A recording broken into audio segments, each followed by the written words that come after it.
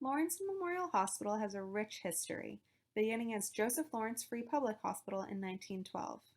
By 1930, the organization merged with Memorial Hospital Association and the Manwaring Memorial Hospital. A not-for-profit offering a variety of services including acute and general care, L&M offers 280 licensed private hospital beds and provides services to a broad spectrum of patients. The organization also has different specialty centers that are affiliated with the facility, including the Joslin Diabetes Center. The hospital's primary location is in New London, Connecticut, but also operates satellite facilities throughout southeastern Connecticut. The management team at Lawrence Memorial Hospital consists of a board of directors chaired by R. Allen Hunter, along with an upper management team led by Bruce Cummings, CEO and president of Lawrence Memorial. Under the CEO are 7 vice presidents that oversee operations as well as the clinical, non-clinical, and financial aspects of the organization. The mission of Lawrence Memorial Hospital is to improve the health of the region. The overall vision is to be the region's integrated system of choice, known for their innovative, high-quality, and community-focused care. Their values are compassion, accountability, respect, excellence, and stewardship. Lawrence Memorial furthers these values by having their employee vision as quality caring from the heart for patients and each other. The patient care at L&M has a very patient-centered focus, and they seek to attend to the health needs of all of their patients. They have a section on their website for this purpose that helps walk patients through not only what to expect when they get to L&M, but also why they should choose from the 20 different services that are provided. L&M Hospital makes it its goal to ensure that all its patients are well taken care of and feel safe. They make sure to explain the patient's rights upon admission and also make sure that when the patients arrive, they understand the safety of the hospital and can become more familiar with their surroundings. Under the Prepare for a Visit section on their website, they state that they want their patients to feel like they are at home, but do it in a way that maintains safety. Connecticut's Governor Dannell Malloy suspended $140 million in payments to Connecticut hospitals this year.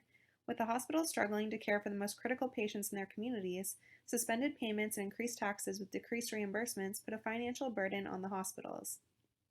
As a result, 3,000 people have lost their jobs since 2013. Anthem Health Plans, the state's biggest insurer, is increasing their taxes by 26.8% for individual plans. While this affects a variety of Connecticut citizens, it is typically people who are older in age and citizens living in Fairfield County who end up paying more for coverage. In Connecticut, 1 in 5 residents are on Medicare. Reimbursements for Medicare patients in Connecticut is about 60 cents for every dollar of care provided, which is the lowest in the nation. The recent cuts to Medicare would result in funds dropping to around 40 cents more on the dollar, according to research by the Connecticut Hospital Association. These cuts risk layoffs, longer wait times, service reductions, and facility closings.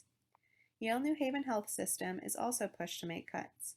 Yale provides services for 292,000 Medicaid beneficiaries for a total cost of $214.2 million in 2013. Federal matching funds and the provider tax paid by hospitals now comprise 100% of Medicaid hospital payments, basically eliminating the state's investment in Medicaid. Instead of subsidizing hospitals, hospitals are subsidizing the state. This tax increase and decrease in Medicaid reimbursements is causing a regression in the state's healthcare system. With a growing healthcare system, issues such as layoffs, spending, staying independent, and deductible plans begin to arise. Reasons for layoffs can vary from reduced volume to reduced reimbursement, and a state's lack of participation in Medicaid expansion. Another major concern to the healthcare systems and hospitals of Connecticut is the ability to stay independent. This all results from whether or not hospitals have enough power with payers to maintain patient access while still obtaining reasonable rates. Whether a physician decides to practice independently or not also affects the hospital's survival rate. The responsibility of healthcare coverage has fallen greatly on the individual, and when an individual is paying for their own healthcare, more cost-conscious choices are made. These choices could lead to a delay in treatment and reduced hospital readmissions. With such high deductible plans, individuals are not looking for urgent care centers as much as they are looking for hospitals. Affiliations between healthcare systems are becoming a popular way for hospitals to remain independent while tapping the clinical and financial leverage that comes from joining forces with a bigger partner.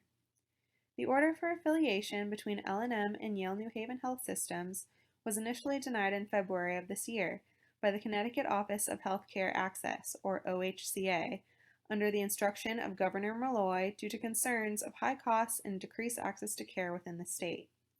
The order was designed to prevent a small number of hospitals from controlling the state's healthcare market.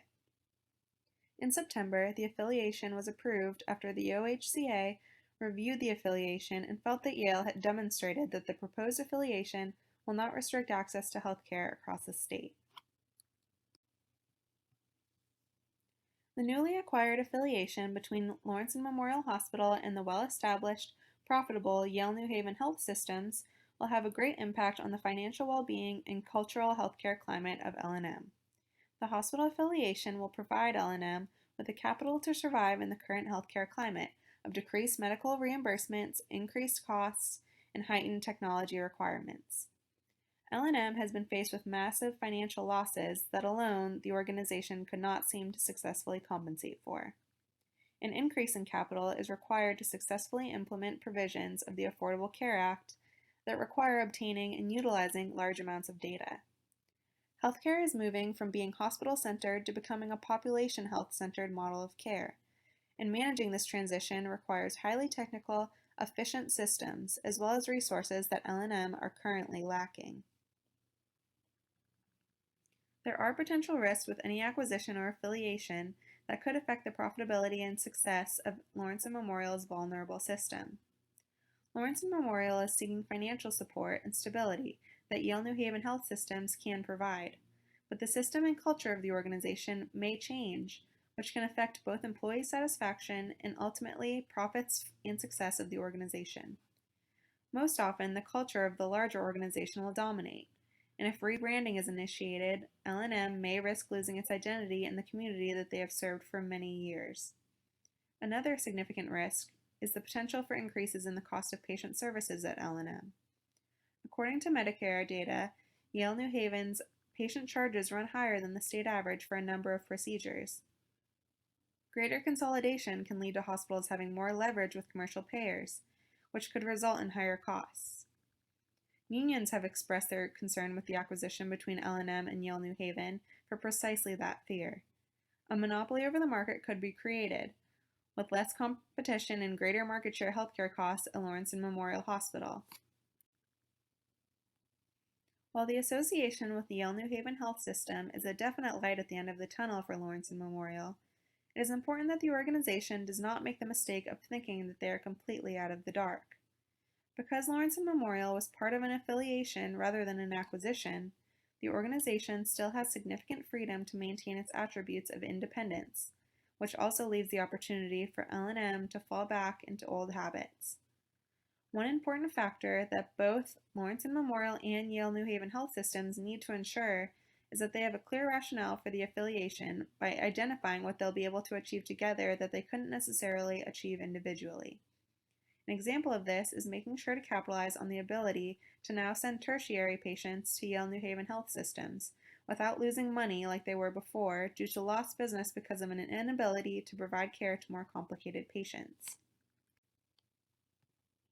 Another recommendation for the future success of Lawrence and Memorial Hospital is to keep connection lines open with Yale New Haven Health Systems between medical staff, community leaders, upper management, and the board.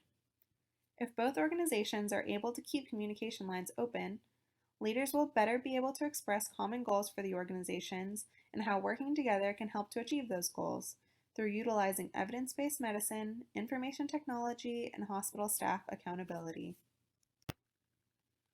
In conclusion, Lawrence and Memorial Hospital has a rich history that shouldn't be lost due to the affiliation with Yale New Haven Health System, but should instead be expanded upon and made better by all of the opportunities for growth and success that this affiliation can offer. The hospital must maintain awareness of the potential risks of this affiliation that may include employee dissatisfaction accompanying the blended culture between companies, as well as increased patient care costs if they want this affiliation to reach its full potential. With close attention paid to all of the risks as well as recommendations for success, along with remembering Lawrence and Memorial's rich history in order to maintain their promise of providing quality care for a low cost to the consumer, The organization will have the privilege of continuing to strive towards their goal of being the region's integrated system of choice.